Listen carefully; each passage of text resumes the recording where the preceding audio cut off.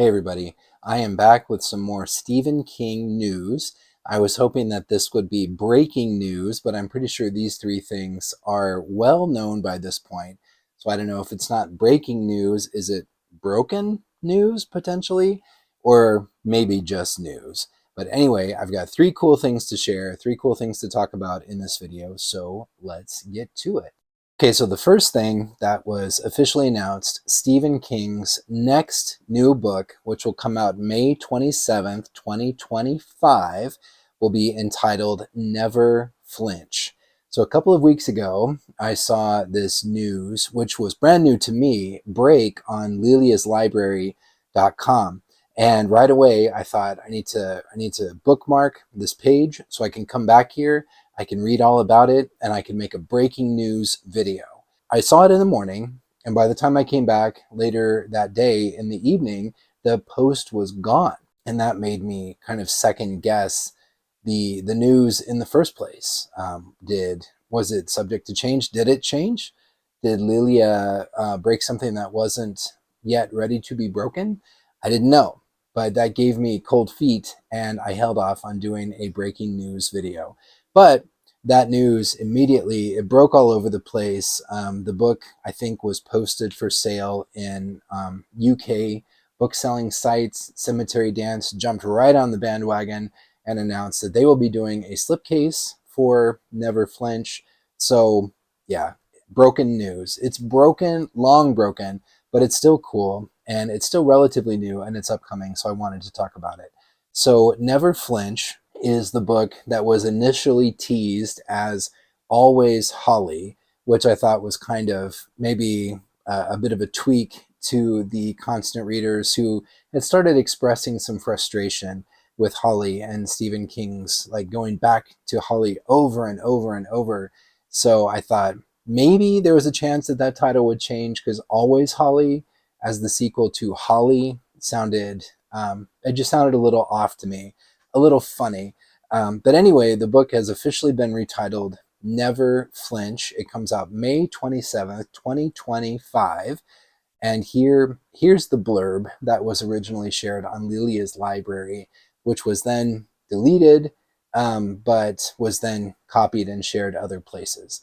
From master storyteller Stephen King comes an extraordinary new novel with intertwining storylines, one about a killer on a diabolical revenge mission, and another about a vigilante targeting a feminist celebrity speaker, which kind of reminds me of Insomnia, featuring the beloved Holly Gibney, featuring the beloved Holly Gibney and a dynamic new cast of characters. When the Buckeye City Police Department receives a disturbing letter from a person threatening to kill 13 innocents and one guilty in an act of atonement for the needless death of an innocent man, Detective Izzy James has no idea what to think. Are 14 citizens about to be slaughtered in an unhinged act of retribution? As the investigation unfolds, Izzy realizes that the letter writer is deadly serious, and she turns to her friend Holly Gibney for help. Meanwhile, controversial and outspoken women rights activist Kate McKay is embarking on a multi-state lecture tour, drawing packed venues of both fans and detractors. Someone who vehemently opposes Kate's message of female empowerment is targeting her and disrupting her events. At first, no one is hurt, but the stalker is growing bolder, and Holly is hired to be Kate's bodyguard, a challenging task with a headstrong employer and a determined adversary driven by wrath and righteousness. Featuring a riveting cast of characters, both old and new, including world-famous gospel singer Sista Bessie and an unforgettable villain addicted to murder, these twinned narratives converge in a chilling and spectacular conclusion, a feat of storytelling only Stephen King could pull off. Thrilling, wildly fun, and outrageously engrossing, Never Flinch is one of King's richest and most propulsive novels. So right there, the idea of chilling twin narratives that converge in a chilling and spectacular conclusion, I get really excited about that, because Stephen King, when he's inspired by the scenario, the setup, and he can make one heck of a spectacular conclusion. So I am looking forward to that. Another thing that kind of reminds me of Insomnia Insomnia has a spectacular conclusion. And Insomnia also features a women's rights activist named Susan Day. Well, instead of Susan Day, Never Flinch features Kate McKay. And she is similarly embarking on a lecture tour across the United States. Controversial. There's controversy everywhere she goes. So Kate McKay, Susan Day, kind of spiritual twinners potentially. We shall see. So Holly as a main character, not quite as compelling to me. Holly as a supporting character, I think it works just fine. And Never Flinch sounds like Holly will play a big part of it, but she won't be the only main character. So here's hoping that the whole thing is much more balanced and much more propulsive and much more engrossing and believable than I found Holly to be. But anyway, May 27th, 2025, Never Flinch. Looking forward to it. Let me know what you think in the comments. And now a word about our sponsor. Did you know that StephenKingCollector.com has an entire gallery dedicated to remarks? It's true. And it's remarkable. So if you're not aware, a remark is a custom one-of-a-kind piece of artwork that an artist can put directly into a book. It's a really interesting way to make a special book truly world-class and one-of-a-kind. I've seen remarks that are very small and quick and just like done in pencil. I've seen remarks that are 2 pages wide, full color, absolutely beautiful. But the most important thing with a remark is that it's unique. That book is just yours. There's nothing else like it in the world. And as such a personal thing, you can imagine that there are remarked books all over the place that nobody but the artist and the owner of the book have ever seen. Well, Thomas at The Collector has created a gallery on his page, and he solicits remarks, images of remarks. So if you have a remarked book, you can take a picture of the remark, send it to Thomas, and he will put it on the gallery on the site. And there are many, many, many artists that are represented, including such heavy hitters as Glenn Chadbourne, Dave Christensen, Ned Dameron, Phil Hale, Don Mates, Eli John, Dave McKean, Michael Whelan, and many, many more. So if you're like me, you love Stephen King related artwork, and it is fascinating to see these custom one-of-a-kind remarks. So it's not comprehensive, it's not exhaustive. There's got to be dozens, if not hundreds, of remarks out there that the owners are more than happy to keep on their shelves and enjoy themselves. And that is perfectly fine. But head on over to The Collector. I'll put the link in the description for this video, and you can check out all of this artwork from across Stephen King's entire career. And it's really cool. You should go check it out.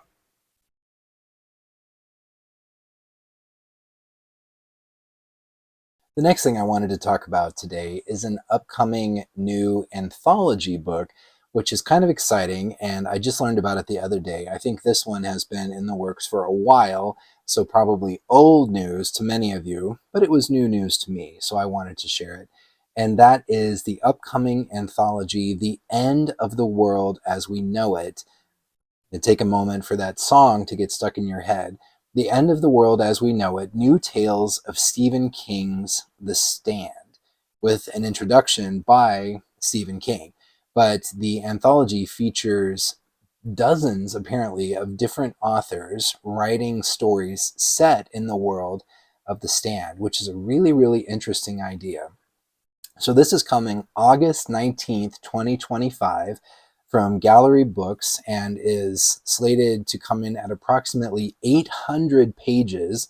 So it's going to be a behemoth thing, but since it's a major publisher release, it'll be all over the place. It'll be easy to find with a list price of $35. So if you get it from places like Amazon or local stores, you may be able to get it for less. But 800 pages of basically Stephen King condoned and endorsed fan fiction set in the world of The Stand. So the blurb on this one reads as follows.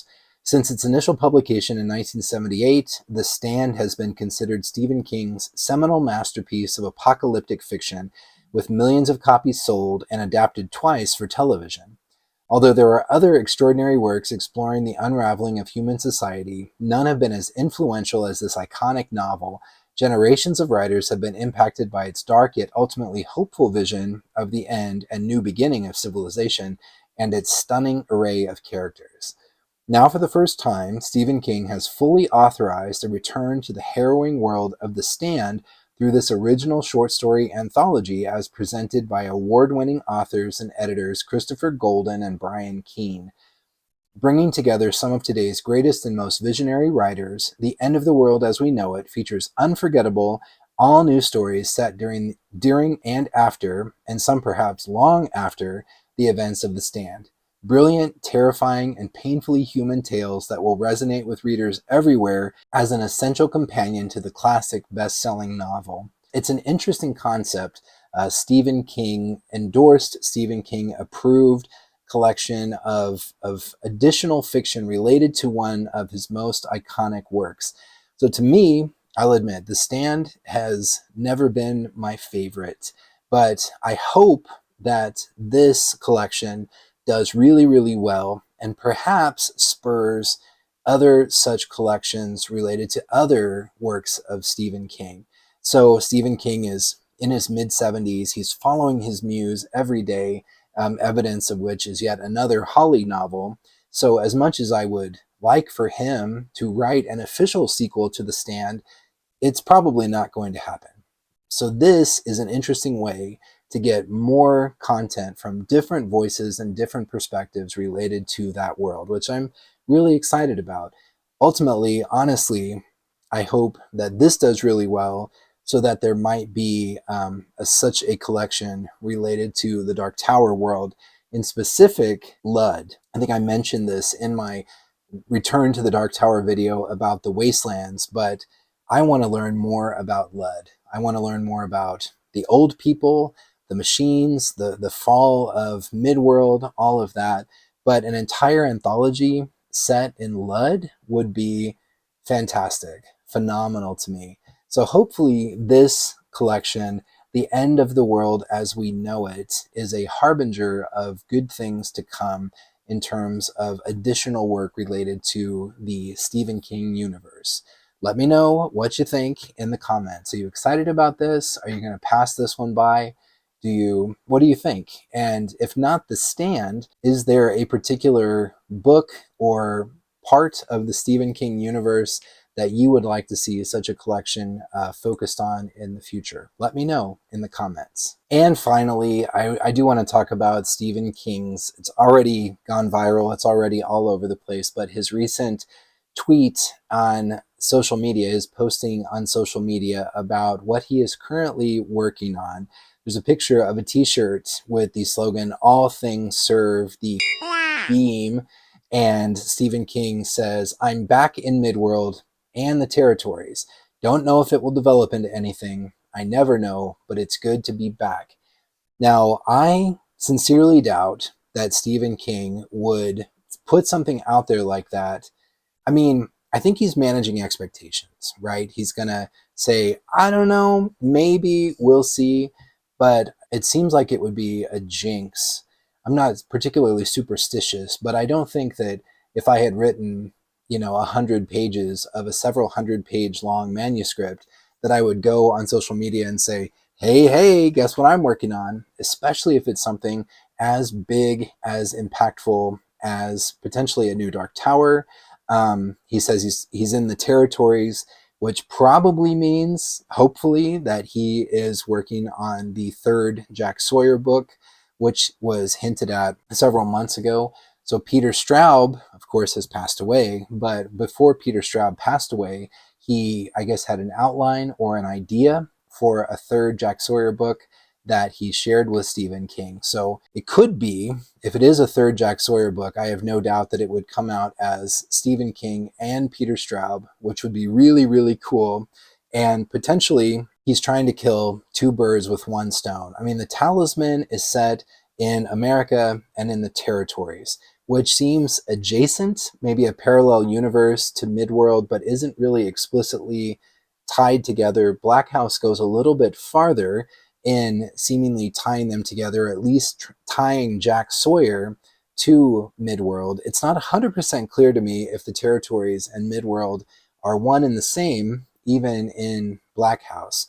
But potentially, Stephen King will officially tie those two concepts together in this as yet untitled and, according to him, unfinished third Jack Sawyer novel, which would be fantastic to get to revisit the quartet, potentially Jack Sawyer and Roland working together would be phenomenal. I don't know how it would tie in with the chronology of the established Dark Tower series, but I don't know. The sky's the limit, and it is really, really exciting. Again, I don't think, because so many people would hope for this, so many people would be excited for this, I seriously doubt that he would tease something like that just to ultimately have it all fall apart. He's been doing this for a very, very long time, so he probably has a good idea. Once he's into the rhythm of a novel, if it's going to go well, if he's going to be able to finish it.